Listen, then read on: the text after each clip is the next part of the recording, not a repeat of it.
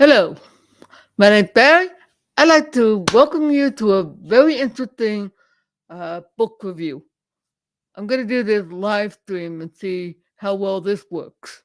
And like I said in the title, if you thought church history is boring, and I suddenly had that view, uh, this book might just change your view.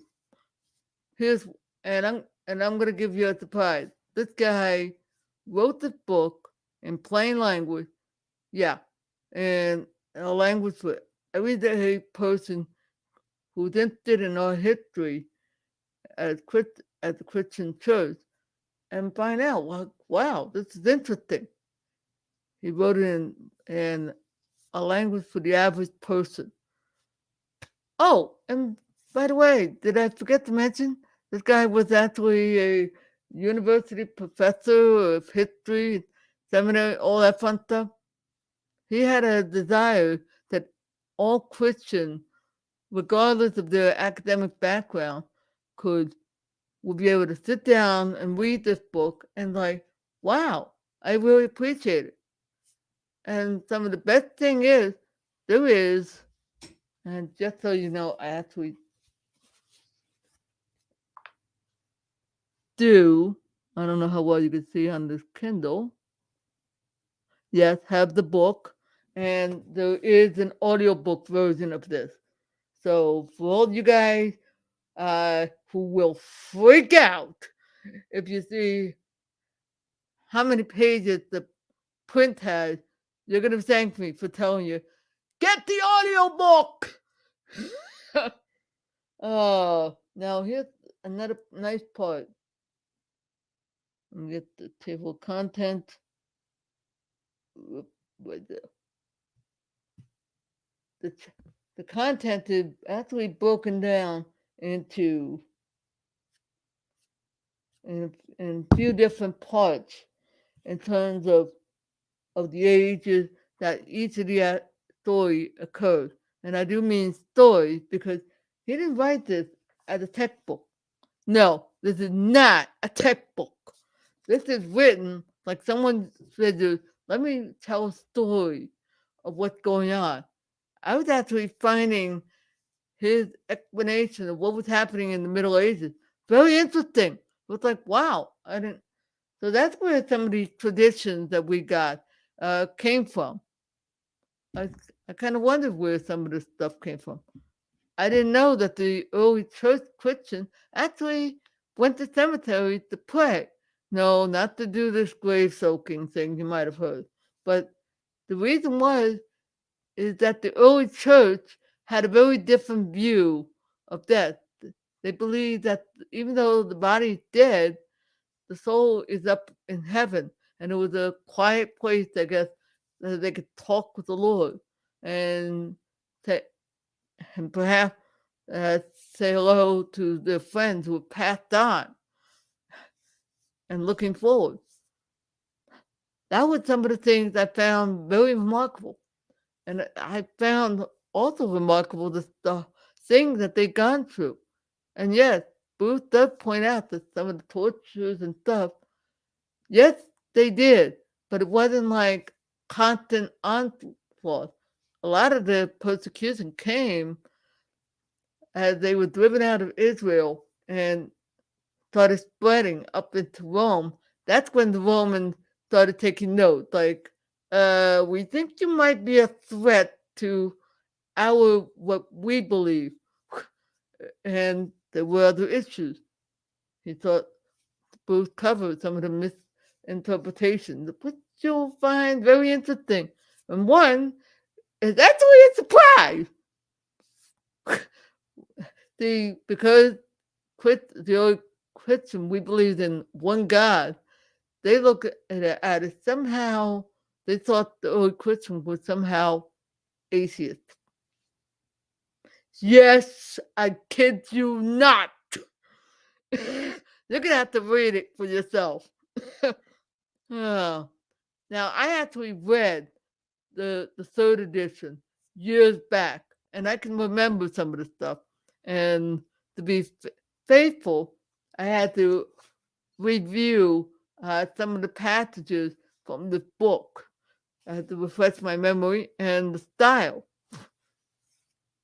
And over time, because so much new information came out, he updated the books. You'll find it very interesting. And one of these days, when I have a chance, I'm going to have to look and see what Marshall included as part of the 21st century part, the part that his father probably couldn't. But I'll tell you, it felt enjoyable reading uh, that book then. And at the time, I didn't have the audio. Now, I probably would rather read the audio book. Because I remember having fun, getting lost in history. I'm glad I didn't know this guy was a seminary professor. I would have been like, no, it was not boring. Very enjoyable. And you'll enjoy it. Here's some of the benefits uh, from knowing history.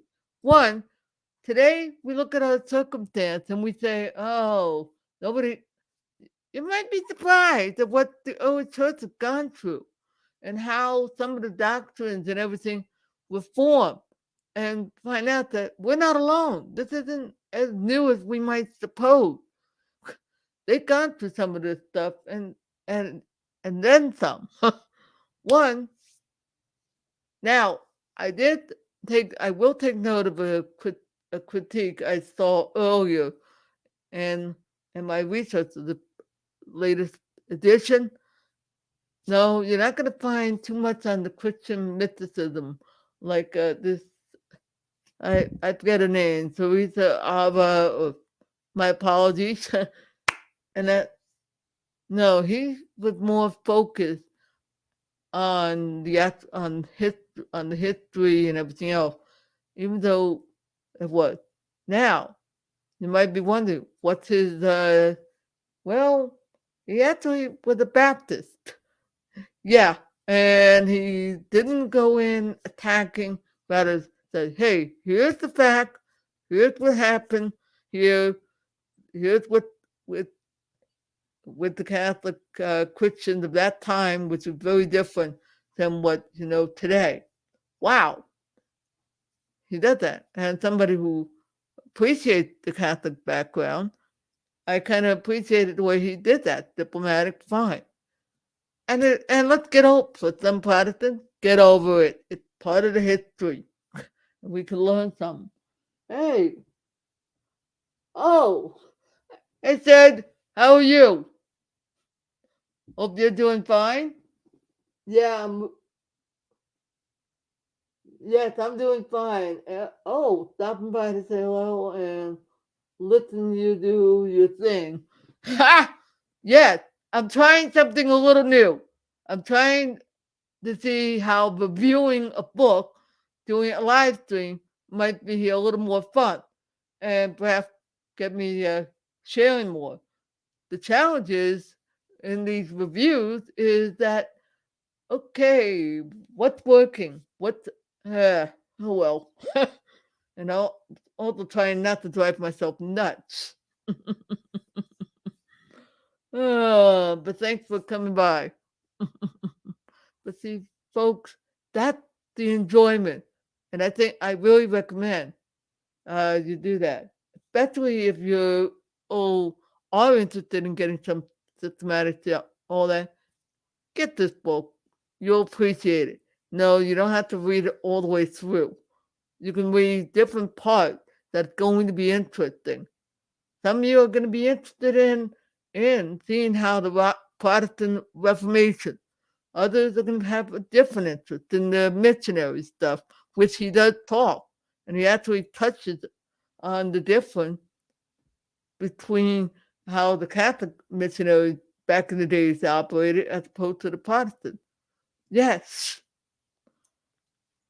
I love that. And I guess it's to be expected because Baptists love dealing with missionaries more than a lot of people. And he also talks about the rises of the different denominations, which I do recall seeing this. Oh, let me grab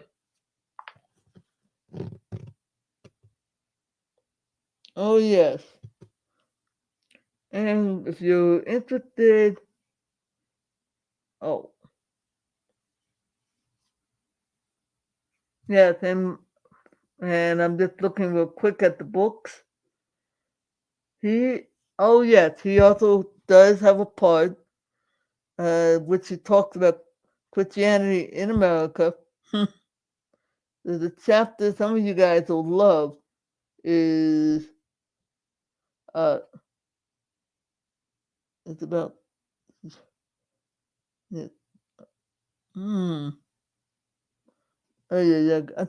Sorry, this is something I'm not too crazy about doing, but I think you'll find a lot. The Age of Progress, which covered the early thing. Now he is talking about church history abroad and not just within the United States. I do have some books. Oh yeah, and he does. Oh, he does also talk about the revival. Uh, yeah. Sorry, folks, but uh, get the ebook version, and you'll see what the heck I'm trying to show you. Not trying to be annoying, folks, but I hope you enjoy this fun review because I definitely had fun reading.